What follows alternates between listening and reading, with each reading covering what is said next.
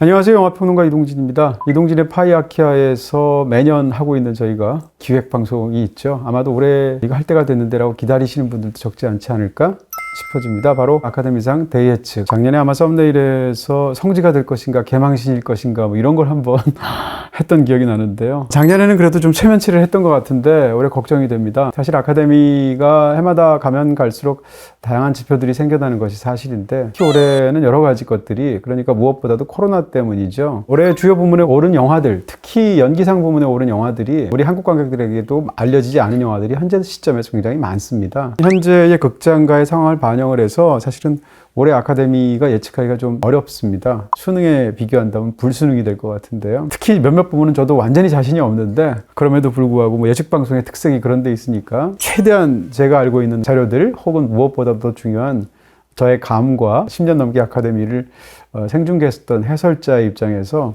한번 골라보도록 하겠습니다. 많이 틀린다고 너무 많이 나무라시진 말고요. 그냥 재미로운 바였으면 좋겠습니다. 일단 오늘 방송을 위해서 또 뭐 올해도 아마도 아카데미상을 제가 해설할 것 같은데요. 생중계를.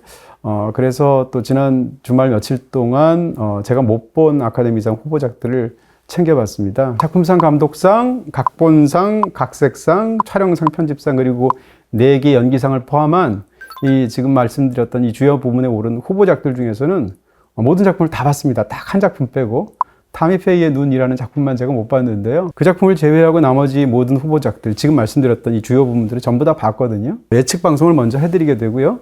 후반부에 들어가게 되면 이 모든 후보작들 중에서 각각 부문마다 저라면 어떤 영화를 고를 것 같다라는 제 자신의 어떤 애정과 편파적인 선택을 실어서 여러분께 보여드리는 부분을 뒷부분에 붙이도록 하겠습니다. 작년에 보셨으면 아마 다 아실 거예요. 자, 시작하도록 하겠습니다. 올해도 먼저 예측을 하게 될 때 이 상이 받을 것 같다라는 어떤 저의 감으로 표시할 때는 바로 파란색으로 표시를 할 것 같고요. 판넬에다가. 그리고 뒷부분에 가서 저의 예측을 고를 때는 이 빨간색으로 뒷부분에 표시를 하도록 하겠습니다. 본격적으로 시작할게요. 먼저 시각효과상입니다. 다 쟁쟁한 영화들이죠. 국내에 다 개봉해서 큰 인기를 거뒀던. 사실상 시각효과상 부문은 언제나 이제 블록버스터들의 각축장, 아카데미에서는 상대적으로 조금 더 홀대받지만 대중의 사랑을 담뿍 받은 영화들이 이 부문에 올라 있는데요. 이 5개 중에서 다들 관객을 즐겁게 했지만 올해 시각효과상으로는 거의 작품이 아닐까라고 생각합니다. 바로 듄입니다. 007 No Time to Die나 스파이더맨 No Way Home도 약간의 가능성은 있지만 올해 전반적인 분위기나 실제로 영화상에서 반영된 시각효과를 본다면 듄이 어떤 하나의 세계를 만들어내는 그 압도적인 시각효과는 굉장하다고 생각이 들어서 듄이 아닐까 예측하게 됩니다. 이번엔 음향상입니다. 아무래도 기술상 부문에서는 올해 아카데미에서 듄이 굉장히 많은 부분을 받지 않을까라고 예측하는데요. 특히 음향상, 사운드 부문에 있어서는 역시 듄이 받을 거라고 저 역시 예측하게 됩니다. 나머지 작품들도 참 훌륭하지만 두 부분에 관해서는 상대적으로 듄이 휩쓸지 않을까라는 생각을 하게 됩니다. 국제 장편 영화상인데요. 이 부분에 관해서는 사실 이제 기생충 이후로 우리가 더욱더 주목하는 그런 부문이 됐죠. 이 5편의 작품들 다 훌륭한 작품들인데 다들 쟁쟁하지만 이 부분도 상대적으로 예측하기가 조금 쉬운 것 같습니다. 바로 드라이브 마이 카입니다. 드라이브 마이 카는 사실 작품상 후보까지 올라 있거든요. 그런 측면에서 본다면 나머지 4작품보다 훨씬 더 우위에 서 있지 않나? 이렇게 예측할 수 있습니다. 장편 애니상입니다. 장편 애니상은 사실은 개봉할 때는 그 정도로 각광받지는 않았는데 시간이 가면 갈수록 특히 이 영화가 갖고 있는 그 OST의 미국에서의 굉장한 인기와 더불어 점점 더 높은 평가를 받고 있는 작품이 아닐까 싶습니다. 장편 애니상을 받을 영화라고 제가 추측하는 것은 엔칸토 입니다. 내부 부분은 호기롭게 했고요. 솔직히 말하면 저 내부 부분은 제가 다 맞출 것 같습니다. 근데 여기서부터 이제 고난이 시작되는 것 같은데요. 자, 음악상입니다. 음악상에 관해서는 두 양강의 각축이라고 보여집니다. 하나는 듄이고요. 바로 그 유명한 한스 짐머가 하고 있는데, 한스 짐머는 사실 영화 음악가 중에서 지금 거의 살아있는 분 중에서 제일 유명한 사람이 아닌가 싶은데, 의외로 한스 짐머가 아카데미 이 음악상을 한 번밖에 받지 못했습니다. 라이언 킹밖에 받지 못했고요. 후보는 무려 이번까지 11번을 올랐는데, 사실 한스 짐머 정도쯤 되면은 사실 여러 개의 상을 받는 것이 자연스럽다고 보이죠. 그런 측면에서 더군다나 듄에서의 음악이 굉장히 뛰어났었지 않습니까? 또 한편은 파워 오브 도그입니다. 파워 오브 도그는 올해 또 가장 각광받는 그런 뛰어난 작품 중에 한 작품이기도 하면서 동시에 이 조니 그린우드가 저는 굉장히 훌륭한 영화 음악가라고 생각하거든요. 이 파워 오브 도그는 말하자면 스릴러일 텐데 스릴러에 어울리도록 굉장히 우리의 긴장감 같은 것들을 원초적으로 자극하면서도 한편으로는 아주 서정적인 뛰어난 음악을 했습니다. 이 두 편의 대결로 보이는데 실제로 상을 받을 것은 고민이 되는데요. 제 생각엔 듄일 것 같습니다. 주제가상입니다. 주제가상도 역시 양강으로 압축이 되지 않나 라는 생각이 듭니다. 노래들 다 좋습니다. 좋아했던 노래들이고 이번에 다시 또 들어보기도 했는데 양강으로 보이는 것은 일단 먼저 엔칸토, 그러니까 도스 오르기타스라는 노래입니다. 두 마리 애벌레라는 뜻인데요. 영화에서 이런 애니메이션에서 가장 순정적인 순간에 아주 잘 어울리는 전형적인 그런 아름다운 발라드로 만들어진 곡이죠. 또 하나는 No Time to Die입니다. 007 시리즈 수십 년 전부터 항상 당대 최고의 인기 가수들, 뛰어난 아티스트들을 불러서 주제가를 부르는 걸로 유명한 시리즈인데요. 실제로 아카데미도 여러 번 받았죠.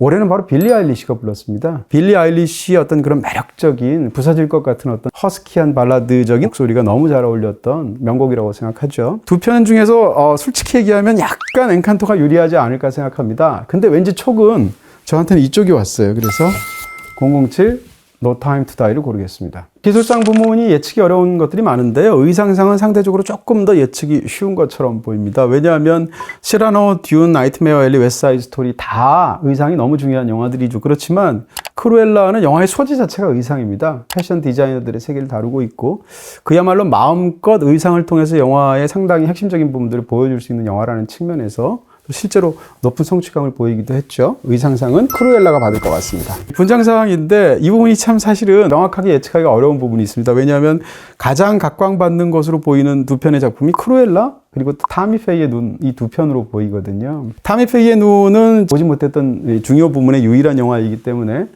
검색을 해보고 저도 많은 자료들을 찾아봤는데요. 실제로 이 여러 가지 상황을 보면 타미 페이의 눈이 받을 것 같습니다. 제가 못 봤음에도 불구하고 이 타미 페이라는 텔레비전 전도자 혹은 텔레비전 방송 진행자의 이야기를 다루고 있는데 이 사람 자체가 사실은 분장이라든지 그러니까 메이크업으로 굉장히 당대에 유명했던 실존 인물이거든요. 실존 인물을 고스란히 떠올리게 만들 정도의 뛰어난 분장을 통해서 제시카 체스테인이 심지어는 보철물 같은 것도 삽입을 해서 이 연기를 해내고 있는데 이런 모든 측면을 본다면 또 아카데미에서 사실은 이런 특수 분장을 해가면서 뛰어난 연기를 하는 배우들에게 높은 평가를 하는 경향이 있습니다. 타미 페이의 눈이 받지 않을까 싶습니다. 본격적으로 여러분들이 더 연기사항에 관해서 관심들이 많으시죠? 저 역시 그렇기도 하고 아카데미에서 또 가장 주목되는 부분들 중에 하나일 텐데 먼저 나무조연상을 보도록 하겠습니다. 나무조연상은 양강 구도로 보입니다. 하나는 코다의 트로이 코처입니다. 또 하나는 파워 오브 도그의 코디 스민 맥피 두 사람의 대결로 보이는데요. 나이 차이가 굉장히 많이 나죠. 코다라는 영화는 청각장애인 가족들이 주인공인 그런 영화지 않습니까? 근데 영화에 등장하는 그 4명의 가족 중에서 여자 주인공 1명을 빼고 나머지 3사람은 실제로 청각장애를 가진 배우들을 기용을 했습니다.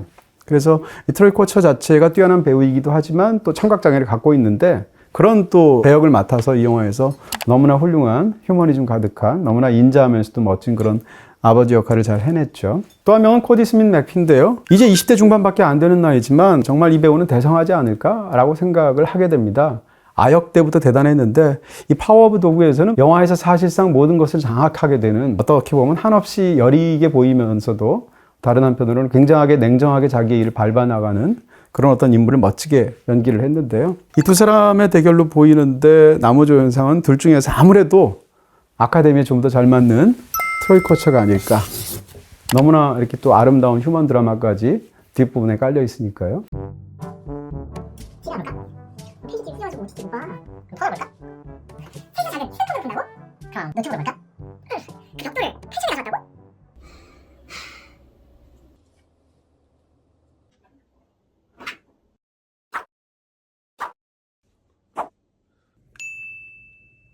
여우주연상은 연기에 관한 이 4개의 상 중에서 상대적으로 올해 가장 명확해 보이는 그런 상입니다. 걸라고 하면 저도 한 꽤 많은 돈을 걸 수 있지 않을까 싶어지기도 하고요. 배당률은 낮겠지만 아리아나 드보스가 받지 않을까 싶습니다. 웨스트 사이드 스토리 굉장히 아름답고 유려하고 서정적인 그런 또 멋진 스티븐 스필버그의 작품인데 이 작품을 보시다 보면 영화 속에 등장하는 모든 배우, 주연 배우들보다도 훨씬 더 반짝반짝 빛나는 사람이 바로 아리아나 드보스입니다. 그런 측면에서 웨스트 사이드 스토리의 아리아나 드보스가 받지 않을까 싶은데 흥미로운 것은 이 영화의 60여 년 전에 나왔던 오리지널 웨스트 사이드 스토리에서도 이 아리아나 드보스가 연기했던 배역을 똑같이 연기했던 말하자면 선배라고 할까요? 리타 모레노가 아카데미 여우 조연상을 받았거든요. 그리고 또 리타 모레노는 웨스트 사이드 스토리에서 지금 현재 모습으로도 또 영화에도 굉장히 중요한 조연으로 출연하기도 합니다. 그런 측면에서 오랜 세월을 뛰어넘어서 이 두 배우 사이를 연결하는 굉장히 흥미로운 수상 목록이 되지 않을까 예측하게 됩니다. 영화의 가장 핵심적인 두 가지 상이라고 할 수 있는 영화 예술을 만드는 영화 언어에 관한 편집상하고 촬영상인데요. 그 중에서 먼저 편집상 부문입니다. 이 편집상 부문에서 이제 굉장히 화려한 편집을 하는 상대적으로 돈 룩업이나 틱틱붐 같은 작품도 있고 굉장히 영화에 맞게 그런 리듬감을 살려내는 듄이나 혹은 파워 오브 도그 같은 편집도 있을 텐데요.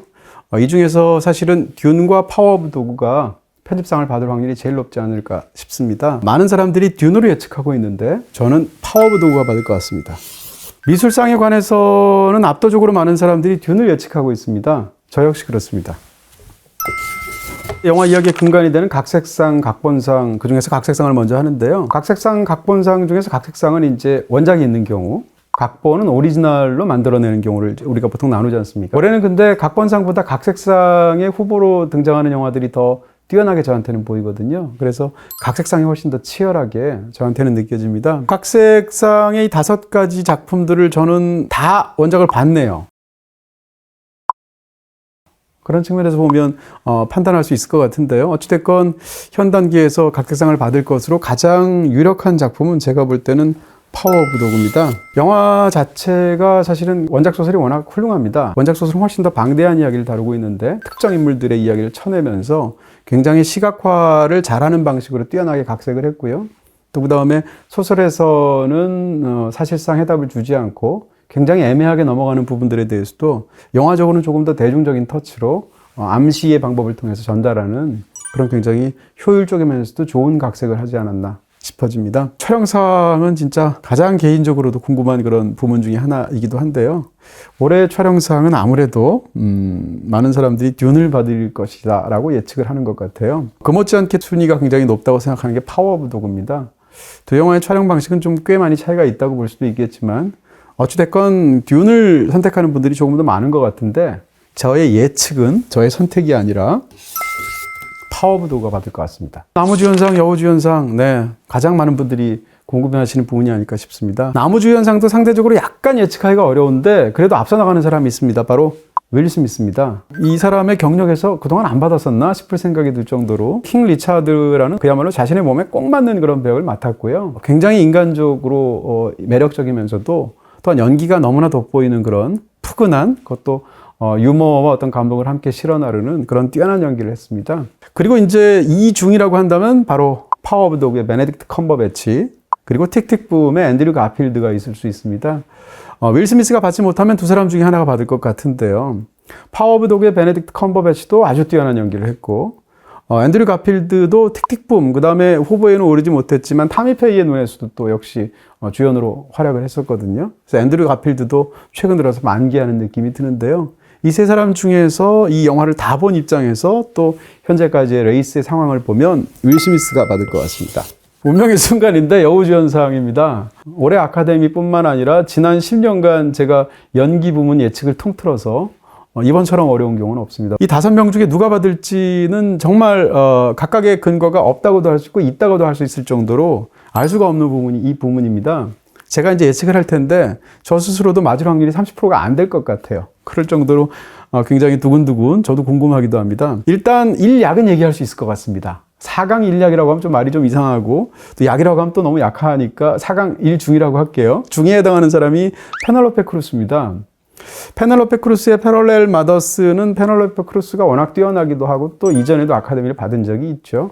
그럼에도 불구하고 페넬로페 크루스가 패럴렐 마더스로 아카데미를 받을 것 같지는 않아요. 여러 가지 상황이나 또 예측 자체가 애초에 후보에 오른 것 자체도 일반적인 그런 생각하고 벗어난 부분들도 있었고요. 물론 훌륭한 연기지만 나머지 4명은 누가 받아도 이상하지 않을 정도의 그런 균형된 4분할이 되어 있는 그런 상황입니다. 제시카 체스테인의 타미 페이의 눈은 제가 못 봤습니다. 못 본 유일한 영화인데 이런 주요 부문 중에서 몇몇 클립이라든지 아니면 예고편만 보더라도 제시카 체스테인이 이게 날아다니는 것 같은 그런 느낌을 주는 아주 뛰어난 연기를 한 것처럼 보입니다. 결정적으로 제시카 체스테인은 이 연기상에 관한 가장 큰 지표라고 할 수 있는 미국 배우조합상이 있습니다. 얼마 전에 발표된. 그 SAG라고 얘기를 하는 배우조합상에서 여우주연상을 제시카 체스테인이 받았거든요. 그러니까 확률이 상대적으로 조금 더 높다고 할 수 있겠죠. 올리비아 콜먼은 너무나 훌륭한 배우, 사실은 뒤늦게 국제적인 관객들한테는 발견된 배우라고 할 수 있을 텐데 옛날 뭐 디어 하나 같은 작품, 더 페이버릿 같은 작품에서 심지어는 아카데미를 받기도 했었잖아요. 로스트 도터에서도 아주 뛰어난 그런 내면 연기를 했습니다. 그래서 올리비아 콜먼이 받아도 너무 잘 어울릴 것 같아요. 니콜 키드만, 리카르도 가족으로 산다는 것은 제시카 체스테인이 이 미국 배우 조합에서 상을 받는 것 자체가 굉장히 파격적이었는데 그 상을 받기 전까지는 그나마 상대적으로 가장 유리한 건 니콜 키드만이다라고 사람들이 예상하고 있었습니다. 그리고 또 이 리카르도 가족으로 산다는 것에서 역시 실존 인물인 저 제시카 체스테인처럼 니콜 키드만도 루실 볼이라는 너무나 유명했던 할리우드 배우의 이야기를 이제 본인이 직접 몸으로 살아내고 있는데요. 니콜 키드만의 그 연기가 얼마나 뛰어난지를 사실은 이 영화를 봐도 알 수 있거든요. 그런 측면에서 이 모든 레이스가 한 달 전만 하더라도 확률이 제일 높았던 것은 니콜 키드만이었다. 이렇게 말할 수 있고요. 마지막 5번째 크리스틴 스튜어트는 이상하게 이번 레이스에서 미국 쪽에서는 배제가 되고 있는데 상대적으로 홀대받는 느낌도 있고요. 근데 국제적으로는 상당히 주목받는 연기를 했었고요. 무엇보다도 스펜서를 보게 되면 크리스틴 스튜어트만 보입니다. 저는 크리스틴 스튜어트가 기본적인 연기력이 굉장히 뛰어난 배우라고 생각하는데 이번에 스펜서에서 제대로 역을 맡아서 사람들에게 크리스틴 스튜어트가 얼마나 훌륭한 배우인지를 증명해냈다고 생각하거든요. 그런 의미에서 이 4명이 정말 팽팽하죠. 너무 고민이 되고 그럼에도 불구하고 제가 안 본 타미 페이의 눈을 고르는 것은 좀 뭔가 이상한 느낌도 들고 또 뭔가 촉이 저한테는 다른 쪽으로 오기도 했습니다. 솔직히 얘기하면 올리비아 콜먼은 안 받을 것 같고요. 나머지 3사람 중에서 저도 너무 많이 고민했는데 저의 선택은 크리스틴 스튜어트입니다. 근데 아마 크리스틴 스튜어트를 선택한 평론가라든지 영화 쪽 사람들이 별로 없습니다. 그래서 만약에 이게 맞추게 되면 제가 와 자리 깔아서 이런 소리를 듣겠지만 실제적으로는 아마 맞을 확률이 30% 이해가 되지 않을까? 어쨌건 저의 감은 크리스틴 스튜어트입니다. 자, 이번엔 감독상입니다. 뭐 하나같이 쟁쟁한 감독들이죠. 스티븐 스필버그 뭐 거의 영화의 신이지 않습니까? 폴 토마스 앤더슨이라는 현존하는 가장 뛰어난 감독 중에 한 명인 사람도 여기 있고요. 제인 캠피언 너무 위대한 감독이죠. 하마구치 류스케는 지금 동세대 감독 중에서 정말 가장 차기작이 궁금해지는 그런 아주 뛰어난 감독이 아닌가 싶고요. 케네스 브래너도 정말 좋은 영화들을 오랜 세월에 걸쳐서 많이 만들었죠. 이 5명의 감독상 후보가 있는데요. 감독상은 작품상보다 맞추기가 쉬운 것 같습니다. 제가 볼 때는 한 90% 정도의 확률로 제인 캠피언이 받을 것 같습니다. 올해 분위기는 그렇습니다. 실제로 파워 오브 도그가 워낙 뛰어난 작품이기도 하고요. 각본상입니다. 아까 각색상은 했고요. 오리지널 각본에 관해서는 5편이 있게 되는데 양파전으로 보입니다. 저한테는. 하나는 벨파스트, 영국 작품이고요. 또 하나는 리커리시 피자, 미국 작품이죠. 이 2 작품 중에서 제가 볼 때 좀 고민이 되긴 하지만 각본상에 관해서는 리커리시 피자가 받을 것 같습니다. 근거는 무엇인가 하면 각본상은 약간 감독이 각본을 썼을 경우에 2 상이 약간 연계가 된 느낌 같은 것도 있습니다. 대표적으로 감독상을 받기 전에 어떤 감독이 명성이 굉장히 높을 때 각본상을 미리 주는 경우가 있어요. 대표적으로 타란티노 같은 사람인데 그런 어떤 유사한 케이스로 사실은 토마스 앤더슨이 여태까지 아카데미를 못 받았다는 건 정말 이상한 일이거든요. 왜냐하면 저는 개인적으로 현존하는 가장 뛰어난 감독 중에 한 명이라고 생각하니까 여러 가지 분위기나 상황이나 이런 것들을 보게 되면 폴 토마스 앤더슨이 그동안 각본이든 감독이든 다른 무엇이든 후보에 오른 것은 10번이 넘거든요. 그런 어떤 상황 속에서 올해의 각본상 분위기는 리커리시 피자가 맞지 않을까? 이렇게 예측하게 됩니다. 마지막 한 부분 그야말로 작품상이 남았습니다. 최근 들어올수록 사실은 아카데미에서 가장 맞추기 어려운 부분이 올해는 물론 여우주연상도 있지만 작품상입니다. 투표 방식도 다르고 또 다른 부문하고 달리 또 후보작 자체가 워낙 또 편수가 많기도 하고요. 여러 가지 부분에서 작품상을 맞출 확률이 굉장히 적습니다. 사실은 작품상이 지난 몇 년간 보통 5편에서 10편까지 후보들을 만들 수 있는데요. 이렇게 10편을 꽉 맥시멈까지 채운 경우가 없었습니다. 지난 몇 년간. 그런 부분에서도 풍성한 한 해가 아니었나 싶은데요. 다 보신 영화들일 수도 있고 국내에서 10편이 다 어떤 식으로든 다 개봉을 했거든요. 그럼에도 불구하고 간단하게 어떤 영화인지 짧게 요약을 해드리겠습니다.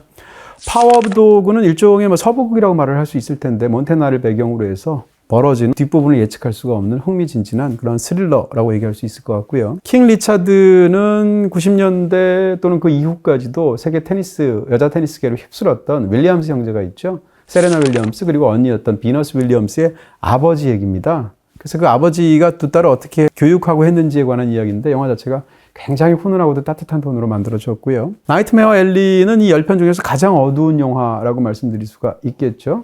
1930년대, 40년대 이때 미국을 배경으로 해서 말하자면 사기꾼들의 세계를 다룬 그런 일종의 범죄 영화라고 말할 수 있겠지만 영화의 분위기가 굉장히 어둡고도 염세적으로 그렇지만 아주 멋지게 만들어낸 작품이고요. 코다는 청각장애인 집안에서 자라게 된 어떤 여성 주인공에 관한 얘기입니다. 이 가족의 얘기를 굉장히 훈훈한 가족 드라마로 묘사를 하면서 이 주인공이 이제 음악을 통해서 노래를 통해서 세상에 향해서 나아가는 장면을 굉장히 아름답게 그린 그런 휴먼 드라마고요. 웨스트 사이드 스토리는 1960년대에 있었던 할리우드 고전을 다시 리메이크한 스티븐 스필버그의 야심작이라고 말할 수 있겠죠. 뮤지컬이고요. 드라이브 마이 카는 10편 중에서 가장 이색적인 작품입니다. 일본 영화이고 몇 년 전에 그러니까 기생충이 만들어냈던 하나의 빛나는 사례를 뒤이어서 또 그 못지않은 또 완성도로 아카데미에서 다시금 각광을 받게 된 그런 아시아 영화가 아닌가 싶습니다. 아내가 죽고 나서 자기 트라우마에 시달리게 된 한 남자가 그 아내와 관련된 어떤 비밀들 때문에 괴로워하다가 마침내 그로부터 스스로를 직시하게 되는 과정을 굉장히 깊게 다뤄낸 뛰어난 작품이라고 말하겠습니다. 리커리시 피자는 폴 토마스 앤더슨의 작품은 언제나 주목이 되는데 이 영화는 폴 토마스 앤더슨의 작품 중에서도 가장 밝은 톤으로 진행되는 그런 사랑 영화라고 할 수 있을 것 같고요. 1970년대를 배경으로 해서 나이 차이가 한 10살쯤 나게 되는 남자와 여자의 사랑 이야기를 풋풋하게 굉장히 독특한 개성으로 그려내고 있습니다. 벨파스트는 1960년대 말에 북아일랜드에 있었던 종교 분쟁과 관련된 그런 이야기인데요.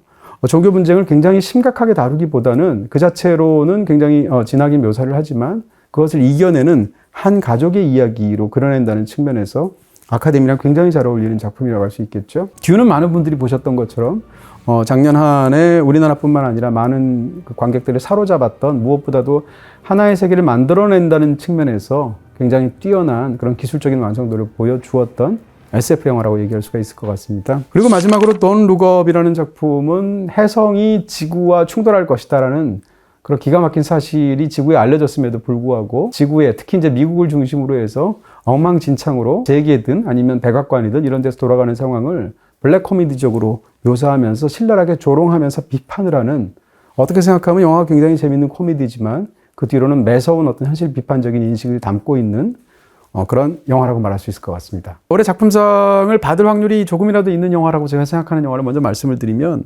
코다 같은 영화가 받을 수 있습니다. 굉장히 아카데미랑 잘 어울리는 그런 감동적인 휴먼 드라마이기도 하고요. 또 영국 쪽에서 나온 작품으로서 많은 분들이 좋아하시는 그런 따뜻한 그러면서도 어떤 북아일랜드에서의 위기를 다룬 벨파스트가 있을 수 있습니다. 그리고 또 언제나 강력한 후보인 스티븐 스필버그의 웨스트 사이드 스토리 이 세 작품 정도는 다크호스로 말할 수 있습니다. 그러니까 작품상을 받을 확률이 어느 정도 있는 작품. 제가 이 세 작품이 받을 확률이 꽤 있다라고 말을 한다는 얘기는 강력한 후보가 따로 있다는 얘기겠죠. 저는 파워 오브 도그가 받을 것 같습니다. 파워 오브 도그가 받게 되면 아카데미에서도 굉장히 중요한 어떤 위치에 서게 됩니다. 그러니까 이제 영화 예술에 있어서 극장에서 개봉하지 않는, 개봉을 하지만 어떤 제한적인 환경에서 개봉하는 OTT 오리지널 영화들이 있죠.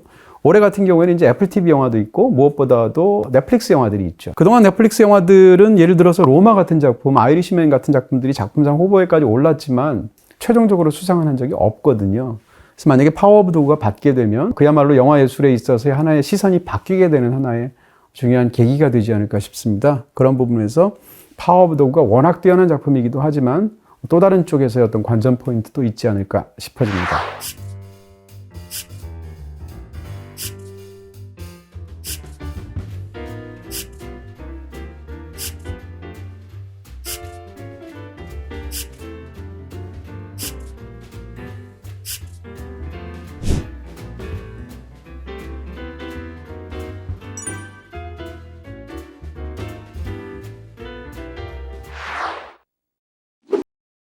지금부터는 영화평론가로서 저 스스로의 또 대부분의 영화들을 보았으니까 제 기준에서 저라면 이 작품에 상을 줄 것 같다라는 기준으로 편파 방송을 진행해 보도록 하겠습니다. 시각효과상입니다. 시각효과상만큼은 저도 대세에 편승하지 않을 수가 없습니다. 듄을 줄 것 같고요. 음향상인데 음향상 역시도 듄을 따라가겠습니다. 이 두 부문에 있어서는 듄이 정말 탁월한 영화였었죠. 국제영화상입니다. 사실은 신의 손도 재밌었고 사랑할 때 누구나 최악이 된다도 재밌었는데 그래도 이 부문만큼은 절대 강자가 있죠. 드라이브 마이 카입니다. 걸작이라고 생각하고요. 장편 애니상인데요. 장편 애니상은 그래도 저한테는 루카가 더 좋습니다. 음악상입니다. 한스 짐머의 듀온도 영화의 세계랑 너무 잘 어울리는, 또 한스 짐머가 이런 영화 음악을 너무 잘하죠. 그럼에도 불구하고 제가 훨씬 더 좋아하는 영화 음악은 이 5편 중에선 조니 그린우드의 파워 오브 도그입니다. 주제가상인데요. 주제가상은 빌리 아일리시의 No Time to Die는 영화랑 무관하게도 노래 자체가 너무 아름다운 것 같아요. 너무 뛰어난 가수만이 갖고 있을 수 있는 빌리 아일리시 특유의 음색이 너무 잘 발휘된 명곡이라고 생각하고요. 저도 No Time to Die를 고르겠습니다. 의상상입니다. 말씀드린 대로 크루엘라가 절대 강자로 보이고 실제로 영화의 핵심적인 소재이기도 하다고 했죠. 그럼에도 불구하고 저는 의상상은 시라노를 고를 것 같습니다. 분장상입니다. 타미 페이의 눈을 제가 못 봤습니다. 솔직히 얘기하면 만약에 이 영화를 보게 된다면 타미 페이의 눈을 제가 선택할 수도 있을 것 같아요. 그럼에도 불구하고 못 본 상태에서 고를 수는 없어서 분장으로도 역시 굉장히 뛰어난 부분들을 그려낸 크루엘라를 고르도록 하겠습니다. 다 좋은 배우들이고 실제로 다 뛰어납니다. 저 역시도 굉장히 좀 갈등이 되는 부분이 있는데요. 나무조연상을 제가 골라보도록 하겠습니다. 5명이 다 뛰어나고 키런 하인스도 참 좋고 제시 플래머스도 좋고 트로이 코처도 좋은데 저는 코디 스민 맥피를 고르겠습니다. 여우조연상입니다. 모든 사람이 다 아리아나 드보스를 최고라고 하는데 사실은 아리아나 드보스 굉장히 훌륭하다고 저도 진짜로 생각합니다. 그럼에도 불구하고 영화를 보면서 이 5명의 배우 중에서 제가 가장 놀라운 연기를 했던 사람은 제시 버클리입니다. 로스트도터 아직 국내에서 개봉 안 했는데요. 보시게 되면 올리비아 콜먼의 말하자면 젊은 시절을 연기했거든요. 어떻게 생각하면 한 배우를 현재의 모습을 연기한 올리비아 콜먼은 여우 주연상 후보이고 그 캐릭터의 과거를 연기했던 제시 버클리는 지금 여우 조연상 후보인데 두 배우의 어떤 그 연기들 한번 로스트 도터를 통해서 보신다면 흥미로운 측면이 있지 않을까? 저한테는 눈이 번쩍 뜨이는 것 같은 뛰어난 제시 버클리의 발견과도 같은 영화였습니다. 편집상입니다. 저한테는 파워 오브 도그 그리고 틱틱붐 이 두 작품이 편집에 있어서 물론 나머지 다 좋겠지만 상대적으로도 도드라져 보였고요. 저는 파워 오브 도그를 고를 것 같습니다. 자, 이번에 미술상입니다. 미술상에서는 뭐 압도적으로 듄이 강자인 것 같죠. 그렇지만 저의 선택은 나이트메어 앨리입니다. 나이트메어 앨리의 전반부에서 평원 같은 데서 놓여진 어떤 서커스단의 풍경, 그 다음에 후반부에서 보이게 되는 뉴욕의 어떤 도시적인 풍경, 이 양자 사이를 미술적으로 표현해낸 어떤 그런 대비라든지 여러 가지 측면에서 나이트메어 앨리는 정말 이 영화가 만들어낸 악몽의 밑바탕을 미술적으로 너무나 잘 멋지게 깔아놓은 그런 작품이 아닐까 싶어집니다. 각색상도 역시 강자는 파워 오브 도그죠. 실제로 파워 오브 도그 각색이 얼마나 훌륭한지를 아까 제가 말씀드렸던 것 같고요. 상대적으로 저한테는 코다나 듀온의 각색은 그렇게 두드러져 보이지 않습니다. 반면에 이제 로스트 도터도 굉장히 뛰어난 각색을 했다고 생각하고 이 분야에 있어서 가장 창의적인 각색은 드라이브 마이 카라고 생각합니다. 드라이브 마이 카는 알려진 대로 무라카미 하루키의 작품을 영화로 옮겼는데 의외로 많이 알려지지 않은 사실은 제가 이제 이 드라이브 마이 카에 관한 해설 방송에서도 말씀드린 것처럼 여자 없는 남자들이라는 그 무라카미 하루키의 소설집에 등장하는 드라이브 마이 카라는 단편 소설 하나만 영화로 옮긴 것처럼 많은 분들이 알고 있지만 그것을 근간으로 해서 또 다른 두 작품 그 수록작들을 집어넣어서 말하자면 3가지의 단편 소설을 믹스해서 만들어낸 거거든요. 거기다가 영화에서 가장 중요한 바니 아저씨라는 체홉의 희곡을 끌어들여서 이렇게 만들어낸 것도 본인 스스로가 만들어낸 각색으로 새롭게 집어넣은 것입니다. 하마구치 류스케가. 그런 측면에서 본다면 그것들을 또 이물감 없이 이렇게 풍부한 어떤 텍스트로 만들어냈다는 측면에서 가장 뛰어난 시나리오는 드라이브 마이 카가 아닌가 싶어집니다. 촬영상입니다. 촬영상은 정말 5편 다 너무 훌륭한 촬영들이라고 정말로 생각합니다. 너무 고르기가 어렵고 힘든데요. 듀온을 줘도 이상하지 않고 나이트메어 앨리를 줘도 이상하지 않고 파워 오브 도그를 줘도 너무 아름다운 명징한 촬영이라고 말할 수 있겠죠. 명징하다고 말하니까 또 아픈 속이 쓰려오는데 저한테는 그럼에도 불구하고 촬영상은 맥베스의 비극입니다. 흑백 영화에서 촬영이 얼마나 우리를 아름답게 강렬하게 사로잡을 수 있는지를 보여주는 정말 탁월한 촬영이라는 생각이 들고요. 이 영화의 촬영은 그야말로 도술처럼 저한테 느껴집니다. 그림자를 다루는 방식, 안개를 다루는 방식, 하늘을 담는 방식, 이 모든 방법들까지 때로는 강렬한 컨트라스트를 통해서 혹은 어둠의 어떤 깊이를 보아내는 어떤 영화의 시각을 통해서 사실은 맥베스의 비극은 촬영에 있어서 표현의 극단에 도달한 그런 작품이 아닌가 개인적으로 생각하게 됩니다. 저한테는 이 5명 중에서 이제 특히 베네딕트 컴버배치하고 윌 스미스가 좋습니다. 나머지 3배우들도 워낙 좋은데요. 선택은 하나만 해야 되니까 이 둘 사이를 너무 고민하다가 이번만큼은 저도 윌 스미스입니다. 여우주연상 후보 5명이 있는데요. 이 중에서는 이제 저는 이 4편의 영화들을 본 거고요. 4편에서 이 배우들의 능력들이 굉장했었죠. 제가 하나만 고른다면 그 중에서도 저는 크리스틴 스튜어트입니다. 굉장한 연기라고 생각합니다. 이 영화의 제목이 스펜서인데서도 알 수 있듯이 다이아나 스펜서를 다루고 있는 작품이죠. 너무나 유명한 실존 인물일 텐데 다이아나 스펜서 역을 맡아서 이 영화 속에서의 크리스틴 스튜어트는 어떤 장면을 아무 데서나 무작위로 10초간 봐도 다이아나 스펜서로 보입니다. 그럴 정도로 다이아나 스펜서가 처해 있는 어떤 그 인물 해석이 완전히 뛰어난 어떤 배우의 능력을 보여주게 되고 극 중의 모든 상황에서의 고개의 각도부터 시작해서 얼굴의 표정에서부터 시작해서 이 불안하기도 하고 갇혀있는 그런 상황을 연기하는 그러면서 탁 트인 심리적인 상태를 희구하는 캐릭터의 상태까지 크리스틴 스튜어트의 연기는 정말로 탁월했다고 생각이 되죠. 네, 이번엔 감독상입니다. 너무나 훌륭한 감독들이니까 제가 따로 토를 달 필요는 없을 것 같고요. 저라면 저 역시 제인 캠피언에게 줄 것 같습니다. 당신 드라이브 마이 카 굉장히 좋아하지 않았어? 이렇게 또 질문하시는 분이 있을 텐데 제가 왜 제인 캠피언을 골랐는지는 잠시 후 함께 말씀드리도록 하겠습니다. 자, 이번엔 각본상입니다. 각본상에 등장하는 5편의 작품이 있는데요. 리커리쉬 피자 물론 굉장히 뛰어난 작품입니다. 각본도 그렇고 연출도 그렇고요. 그럼에도 불구하고 저의 선택은 약간 의외이실 텐데요. 사랑할 땐 누구나 최악이 된다를 고르겠습니다. 사랑이라는 주제를 가지고 이런 각본이 있었던 적이 있나 싶을 정도의 어떤 그런 부분이 있었고요. 상대적으로 홀대받는 느낌이 있지만 요아킴 트리에라는 노르웨이 감독이 얼마나 뛰어난 각본을 쓰는지 나아가서 얼마나 훌륭한 감독인지를 다시 한번 증명하게 된 작품이 사랑할 땐 누구나 최악이 된다. 이 작품이 아닌가 싶습니다. 아직 국내 개봉 스케줄은 안 잡혀 있는 것으로 아는데요. 수입사는 있지만 이 작품이 또 나오게 되면 한번 여러분들께 보실 것을 한번 권해드립니다. 작품상에 올라와 있는 10편이 있습니다. 10편 중에서 제가 압도적으로 좋아하는 2편이 있습니다. 하나는 파워 오브 도그고요. 또 하나는 드라이브 마이 카입니다. 이 두 작품은 저는 걸작이라고 생각합니다. 그러니까 솔직히 말하면 이 두 작품 중에 어떤 작품이 작품상을 받아도 저는 기쁠 것 같아요. 그런 측면에서 두 작품을 응원하는 입장이기도 하고 또 두 작품이 나머지 8편도 좋지만 워낙 또 이 두 작품이 뛰어나다고 생각합니다.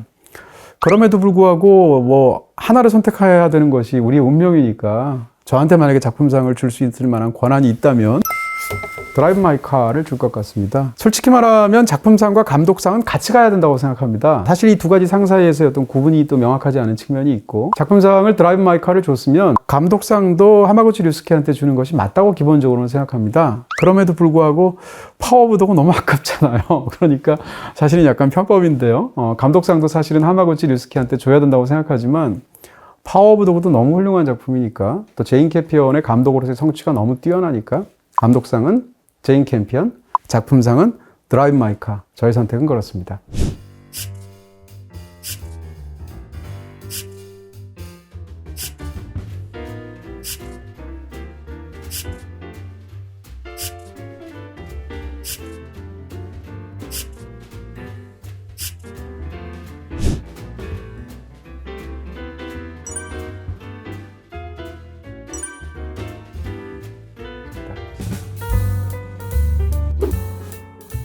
작년부터 아카데미는 모두 23개 부문에 걸쳐서 시상을 하고 있죠. 그 중에서 이제 저희가 예측을 하거나 선택하기가 어려운 부분들이 있습니다. 단편에 관한 부분들이라든지 아니면 다큐멘터리 부분이 그런 건데요. 그 부분들이 안 중요하다는 게 아니라 현실적으로 보기가 어려운 환경 속에서 사실은 4부문 정도를 제외했고요. 이 나머지 19개 부문에 대해서 제가 예측 방송 그리고 저의 선택 방송을 지금까지 해드렸습니다. 3월 27일 날 방송을 하게 되겠죠. 한국에서는 3월 28일 월요일 날 방송을 하게 되는데요. 실제로 방송에서는 어떤 결과가 나올지 또 이제 본인의 선택과 또 저의 선택 이런 것들 등등을 함께 비교해 보면서 보시면 또 재미가 있는 어떤 또 하나의 방법이 되지 않을까 싶습니다. 내년에 아카데미에서 또 다른 또 이런 방송으로 그때는 더 좋은 촉으로 찾아뵙도록 하겠습니다. 감사합니다.